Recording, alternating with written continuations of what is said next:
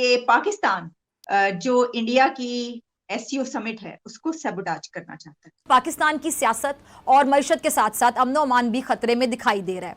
कभी हम आपस में बैठ जाते हैं 10-10 रुपए जमा करके, चंदा करके हम जो है वो कोशिश करते हैं कि डैम बना लें। हाँ, हमारे मुल्क के अंदर ये मुनफरिद चीज़ हुई, हमने 10-10 रुपए इकट्ठे करके डैम बनाने की कोशिश की।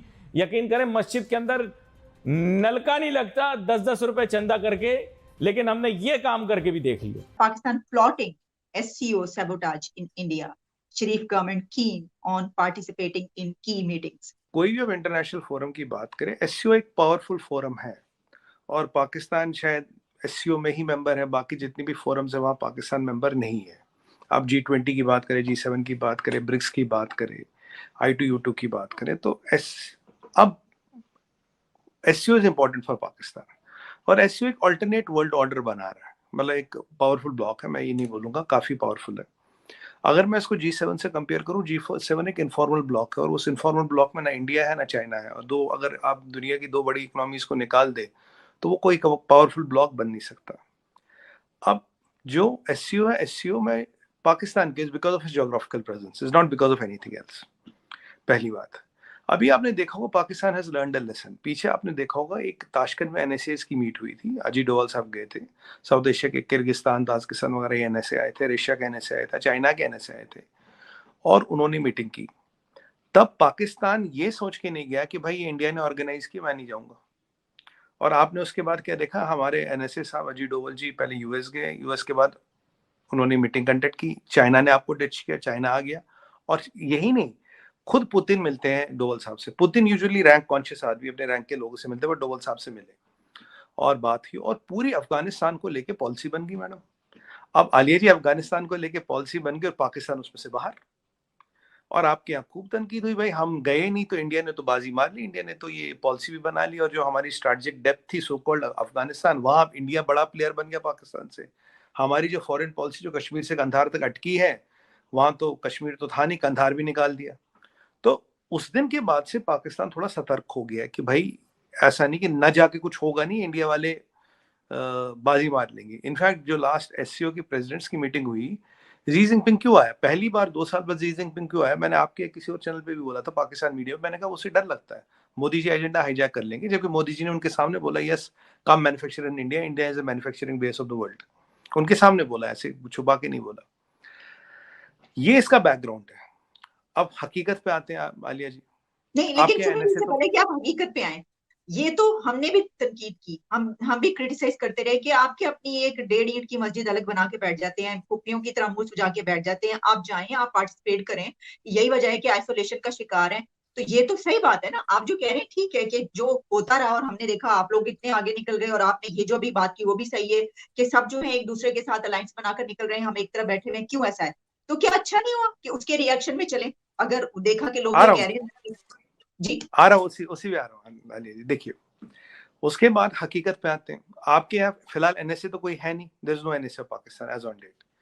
तो आपके यहाँ जो उम्मीद लगाई जा रही है वो है कि आपके मिलिट्री में से, एस्टेब्लिशमेंट में से कोई आएगा। अब ये एनएसएस की मीटिंग है, चलिए आप एस्टेब्लिशमेंट के बंदे को भेजेंगे। एस्टेब्लिशमेंट क्या, वो आईएसआई का बंदा होगा या मिलिट्री इंटेलिजेंस का बंदा होगा, जो भी आएगा, चलिए आपकी मर्जी। आप बोले हमारे एनएसए को ये प्रेजेंट करेगा। टेक्निकल पॉइंट कहाँ है, देखिए सबोटाज की बात कहाँ थी, मैं समझाता हूँ आपको। G20 की मीटिंग्स हो रही है, करीब 300 मीटिंग्स होंगी इस साल, हो रही है, कुछ चल रही है, आप देख रहे होंगे। इतने लोगों से पीछे हमारे यहाँ तो 50 फॉरेन मिनिस्टर्स आए थे, इतने यहाँ लोगों पे हो रहे। G20 में शेरपाज होते हैं, शेरपाज क्या होते हैं, कोऑर्डिनेट करते हैं, एजेंडा बनाते हैं, चीजें करते हैं। हमारे यहाँ जैसे अमिताभ कांत साहब है, डॉक्टर अमिताभ कांत, बहुत काबिल अफसर है वो शेरपा।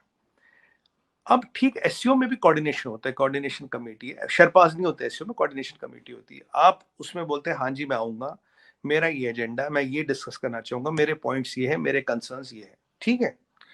अब पाकिस्तान का आप देखिए, कल एक मिलिट्री मेडिसिन पे कॉन्फ्रेंस थी, पाकिस्तान ने एंड मोमेंट पे नहीं आया। पीछे चीफ जस्टिस की कॉन्फ्रेंस थी, आपके चीफ जस्टिस साहब बोले मैं आऊंगा, फिर बोले मैं वर्चुअली आऊंगा, लास्ट मिनट पे आए ही नहीं, वर्चुअली भी नहीं आए, ठीक है। अभी एससीओ में फॉरेन मिनिस्टर्स की मीटिंग है मई में, गोवा में, आई थिंक 4th-5th मई को है, मतलब अब ज्यादा टाइम है नहीं। बिलावल भुट्टो जरदारी साहब और miss Hina Khar, nobody has confirmed are they coming or not. अब आलिया जी, अगर आप सीरियस बिजनेस करना चाहते हैं, अगर आप सीरियस एजेंडा करना चाहते हैं, तो आप कंफर्म करेंगे मैं आ रहा हूँ। अभी भी जो डेलीगेशन है वो ये नहीं पता फिजिकली आएगी वर्चुअली आएगी, फिर ये भी नहीं पता चीफ जस्टिस की तरह आया ही ना। अगर आप शुरू में बोले हम आएंगे तो आपका एजेंडा आएगा, आपके पॉइंट्स आएंगे, आपके मफादात आएंगे, आपके कंसर्न्स आएंगे, फिर उनको एक एजेंडा में सेट करने की कोशिश की होगी। उसके बाद उन एजेंडाज पे बात होगी, फिर एक कॉमन डिक्लेरेशन या कुछ ऐसे बनाने की कोशिश की जाएगी, एक आगे का स्टेप फॉरवर्ड बनाने की कोशिश की जाएगी। बट अगर आप अपना कंफर्मेशन ही कंफर्म ना करें, अगर आपने कंफर्मेशन कंफर्म नहीं किया, आपका एजेंडा नहीं आएगा, आपके इंटरेस्ट नहीं आएंगे, आपका टॉपिक पॉइंट नहीं आएगा, फिर तो आप चाय पीने आ रहे हैं ना, फिर तो आप चाय पीने आ रहे हैं। और वो भी पता नहीं लग, वो भी अगर आपने वर्चुअली बोला मैं आऊंगा, तो फिर तो आप चाय भी अपनी पी रहे हैं, मतलब कोका कोला चाय दोनों आप अपनी पी रहे हैं, फिर तो आप एज डिसरप्टर आ रहे हैं। जिसका कंस्ट्रक्टिव एजेंडा होगा वो बहुत पहले कंफर्म करता है, अपना एजेंडा लाता और होता मेरा क्या क्या एजेंडा डिस्कस होगा, मेरे कितने पॉइंट डिस्कस होंगे आगे, और क्या मतलब एक पॉजिटिव चीज। देखिए ये कोई आपकी हमारी बात तो है नहीं कि चलो जी हम बात कर लेते कुछ चीज पे, ये फॉरेन मिनिस्टर्स बात करेंगे या रेस्पेक्टेड एनएसएस बात करेंगे, एक एजेंडा होना जरूरी है, एक पॉइंट्स आना जरूरी है, एक कंसोलिडेशन होना जरूरी है, वो है नहीं। तो अब आपको क्या लगा कि भाई कहीं ये लास्ट जो ताशकंद वाली बात ना हो जाए कि हम गेम से बाहर हम चले जाते हैं, हम जाके डिसरप्ट करेंगे कि हमारा कोई एजेंडा नहीं, हमें आए ना आए कब आए कुछ पता नहीं, बस कोई भी चीज चलनी नहीं जी ये तो ठीक नहीं है, तो भारत अपना एजेंडा चला रहा है। अगर आप देखिए G20 में भी रशियन यूक्रेनी वॉर का इंपैक्ट रहा है, एक दो जगह ज्वाइंट डिक्लेरेशन नहीं आ पाई, क्यों? वही रशियन यूक्रेनी वॉर का एजेंडा चल रहा है। अगर आप रशियन यूक्रेन की कैजुअलिटीज देखें 1:9 है, जहां एक रशियन मरा हुआ 9 यूक्रेनी मरे, पर दुनिया भर में ये बैंड बजा जा रहा है यूक्रेन जीत रहा है। तो अगर क्योंकि वहां पे कुछ लोग आए थे कि हमें रशियन यूक्रेनी वॉर का एजेंडा बनाना है, एक कोई जॉइंट डिक्लेरेशन नहीं आ पाई। ठीक उसी तरह से अगर आपका एजेंडा सेट नहीं होगा, अगर आपके इरादे ठीक नहीं, आप आ तो जाओगे फिजिकली या वर्चुअली। अब खुद सोचिए आप फॉरेन मिनिस्टर हैं, आपने कुछ नहीं बोला मैं आऊंगा नहीं आऊंगा, तो आपका एजेंडा नहीं आया, एजेंडा आया आगे पीछे नहीं गया, इख्तलाफ या इत्तेफाक जी दोनों ही नहीं हुए, जी दोनों ही नहीं हुए। सर, तो आपका ये जो आपने पॉइंट एक रेस किया है, मैं इसको बहुत ही वैलिड पॉइंट कहूंगी, लेकिन आप मुद्दे की तरफ नहीं आ रहे, मैं मुद्दे की तरफ आ जाती हूँ। इसमें बीच में जो मुद्दा है वो ये है कि पाकिस्तान वहां पर जाएगा और कश्मीर की बात करेगा। देखिए ये जो आप बात कह रहे हैं बिल्कुल ठीक है कि अगर उसका एक थ्रू प्रॉपर चैनल है, एक प्रोसीजर है, पहले से आप बताते हैं आपका क्या एजेंडा है, वहां पे डिस्कस हो किया जाता है, फिर ये कहा जाता है कि जनाब इसमें ये नहीं होगा या ये होगा, अगर तो उस तरीके से है तो बिल्कुल पाकिस्तान को ये सब करना चाहिए, जाने से पहले ये करना चाहिए था। तो फिर तो आपकी तरफ से इतराज उठ सकता है। एक तो ये बात, दूसरी ये बात कि हम ये अगर फर्ज कर लें कि ये हो चुका है और सारा कुछ बता दिए, तो पाकिस्तान अगर वहां पर आता है और वो कश्मीर की मुद्दा उठाता है, फर्ज करें, जो कि ऑब्वियसली आप लोग बिल्कुल नहीं चाहेंगे कि उसके ऊपर कोई बात हो, तो क्या इसको इस तरह देखा जा सकता है कि अब इंडिया ये चाहता है कि पाकिस्तान ना आए, क्योंकि पाकिस्तान अगर उधर जाएगा तो ये वाला मुद्दा जरूर उठाएगा, जैसे कि हम हर जगह पर ये करते हुए नजर आ रहे हैं। इस वजह से आपसे पूछ रही।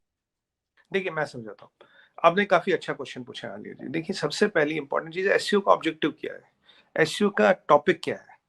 अगर आज आप मुझे एससीओ पे बात करने आ रही, मैं आपको क्वांटम फिजिक्स पे तो लेक्चर नहीं दे सकता ना, तो मतलब वो तो उसके लिए तो क्वांटम फिजिक्स का प्रोफेसर चाहिए। या मैं बोलूं मुझे क्वांटम फिजिक्स आती, मैं उसी पे बात करूंगा जी, मुझे रॉकेट टेक्नोलॉजी आती, आप सवाल कोई भी पूछूंगा मैं बोलूंगा एस्केप वेलोसिटी ऑफ जुपिटर कितनी है, वो तो मैं बोल नहीं सकता। हमारे एक नेता वो एस्केप वेलोसिटी ऑफ जुपिटर पे बात कर चुके ऑन द लाइटर साइड। तो अब एससीओ का जो एजेंडा है, जो उसका दायरा है आलिया जी, उसी में तो बात होगी ना। आप अपना बायलैटरल एजेंडा या बायलैटरल प्रोपेगेंडा उसमें घुसाना चाहेंगे तो उसके लिए तो आपको स्टेज मिलेगा नहीं। जो बाकी इतनी कंट्रियां वहां बैठी, इतने नेता वहां बैठे, एक एजेंडा होगा, वो सब उसी में बात करेंगे। जैसे मैं आपको बताऊं, आज एग्जाम्पल देता हूं, आज ब्रिक्स का बैंक है, ब्रिक्स ने एक बैंक बनाया, ठीक है। आज उस बैंक की औकात इतनी हो गई है, वो वर्ल्ड बैंक को टक्कर देने के लगभग लगभग आसपास आ गया, राइट। 5-6 कंट्रियां ब्रिक्स में, कोई ज्यादा कंट्रियां नहीं है। तो अगर इन एजेंडों को लेके बात हो, अगर ग्लोबल साउथ को लेके बात हो रही है, अगर वैक्सीनेशन को लेके बात हो रही है, अगर टेररिज्म को लेके बात हो रही है, तो उस पे बात करें ना। आप पे कॉन्फ्रेंस होती है, आप आते नहीं।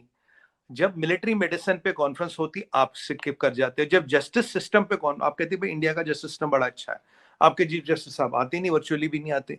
तो अगर आप पहले दिन बोले बिलावल भुट्टो जरदारी ठीक है मैं आऊंगा, मेरे ये पॉइंट है, चलिए आपने उसमें 19 पॉइंट डाले, बोले 19 नहीं, ये 18 पॉइंट 17 पॉइंट लिए जाएंगे, वो 17 पॉइंट पूरे मेंबरों और दुनिया की बहबूदी के लिए होगी। कश्मीर दुनिया की बहबूदी का इंटरेस्ट नहीं है, कश्मीर बाकी मेंबरों का इंटरेस्ट नहीं है। तो ये तो आप चूज करते हैं ना, आप चूज करते हैं कि कश्मीर, एक कश्मीर के नाम पे मैं बाकी अपने 19 प्रायोरिटीज को स्किप करता हूं। ये फैसला आपका, ये डिसीजन आपका है। और जब अगर हम बोलते हैं भाई ये कश्मीर के लिए फोरम तो है नहीं, तो आप कहते हैं ठीक है जी हम आते ही नहीं। और फिर आप इसका आरोप भी भारत पे डालते कि भारत आपको बुलाना नहीं चाहता। भारत का तो इन्विटेशन है, खुला इन्विटेशन है, पर जो एजेंडा है उसी में तो बात करेंगे ना। और ऐसे ही तमाम जानकारियों के लिए हमारे वीडियो को लाइक करें, सब्सक्राइब करें और बेल आइकन को दबाना ना भूलें।